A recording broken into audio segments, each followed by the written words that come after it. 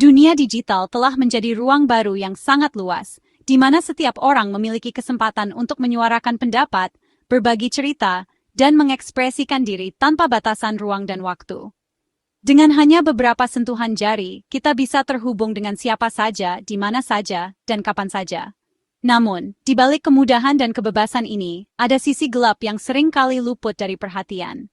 Ruang digital juga menjadi tempat subur bagi tumbuhnya ujaran kebencian, fitnah, dan serangan personal yang bisa menyakiti banyak orang. Setiap hari, jutaan komentar mengalir di media sosial, forum, dan kolom berita. Di antara diskusi yang sehat, tak jarang kita menemukan kata-kata kasar, hinaan, bahkan ancaman yang ditujukan pada individu atau kelompok tertentu. Fenomena ini memperlihatkan betapa mudahnya kebencian menyebar di dunia maya, seringkali tanpa konsekuensi langsung bagi pelakunya. Salah satu contoh nyata adalah insiden video viral yang menghina Gubernur Sumatera Utara, Bobi Nasution, dan keluarganya. Peristiwa ini menjadi sorotan publik karena memperlihatkan betapa tipisnya batas antara kritik yang membangun dan serangan personal yang merendahkan martabat seseorang. Video tersebut dengan cepat menyebar, memancing reaksi beragam dari masyarakat, dan menimbulkan perdebatan sengit di berbagai platform digital. Sayangnya, video itu bukanlah bentuk kritik yang sehat. Alih-alih menawarkan solusi atau masukan, video tersebut justru berisi hinaan dan ujaran kebencian yang memicu siklus permusuhan di ruang publik. Banyak orang merasa tersulut emosinya, sehingga komentar-komentar bernada kebencian pun semakin membanjiri media sosial. Dalam situasi yang memanas ini, Bobi Nasution mengambil langkah yang cukup kontroversial. Ia memilih untuk mengunggah ulang video tersebut di akun media sosial pribadinya, sambil bertanya kepada publik, "Cocoknya dibuat kayak mana ini, Wi?" Tindakannya ini langsung memecah opini masyarakat. Ada yang menganggap Bobi berani dan tegas, menunjukkan bahwa ia tidak takut menghadapi kritik, bahkan yang bernada kasar sekalipun.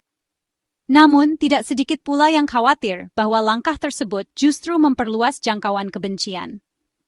Dengan mengunggah ulang video itu, ada risiko semakin banyak orang yang terprovokasi dan ikut menyebarkan ujaran kebencian, sehingga masalahnya menjadi semakin besar dan sulit dikendalikan. Insiden ini menjadi pengingat penting bagi kita semua.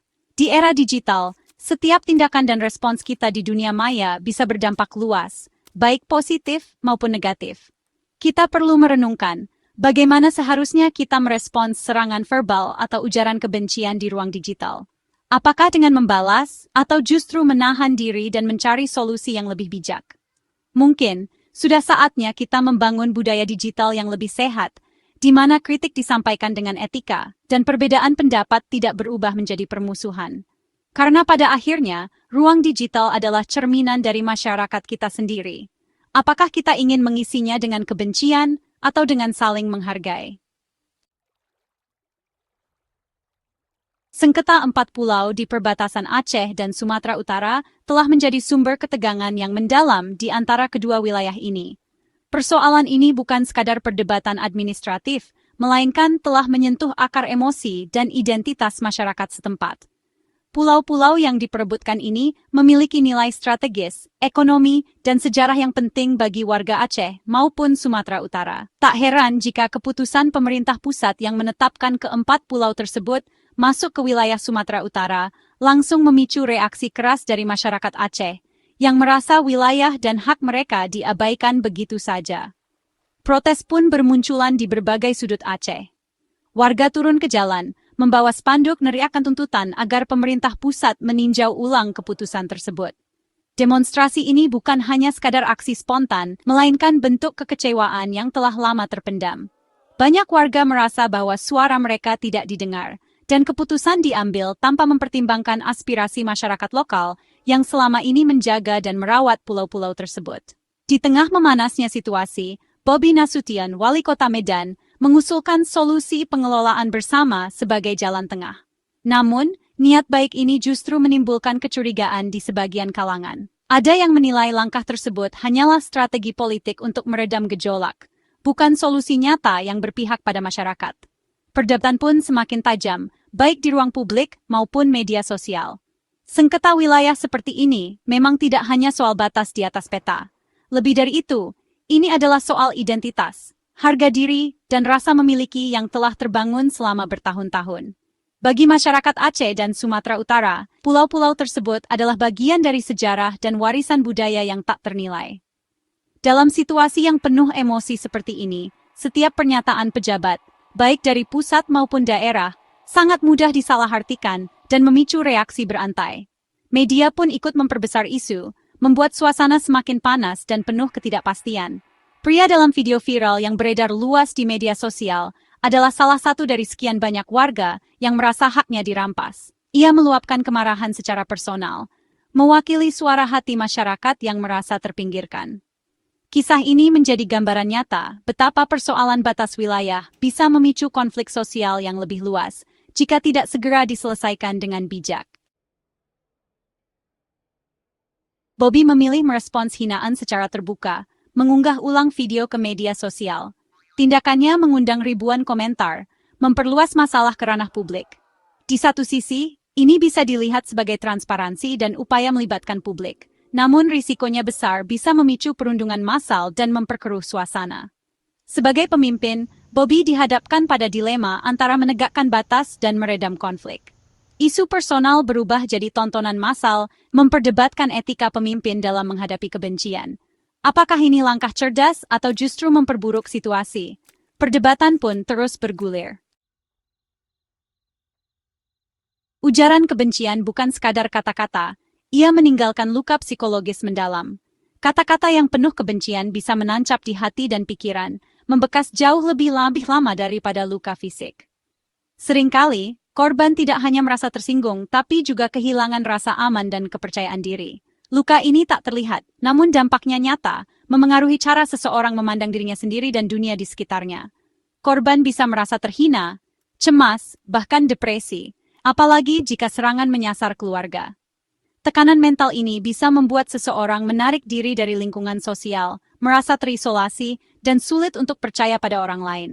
Dalam beberapa kasus, trauma akibat ujaran kebencian bahkan bisa memicu gangguan kesehatan mental yang serius, seperti kecemasan berlebih atau depresi berkepanjangan. Tokoh publik memang diharapkan kuat, tapi mereka tetap manusia. Di balik sorotan kamera dan tuntutan masyarakat, mereka juga bisa merasa lelah, tertekan, dan rapuh. Ujaran kebencian yang ditujukan pada mereka seringkali tidak hanya menyerang pribadi, tapi juga keluarga dan orang-orang terdekat.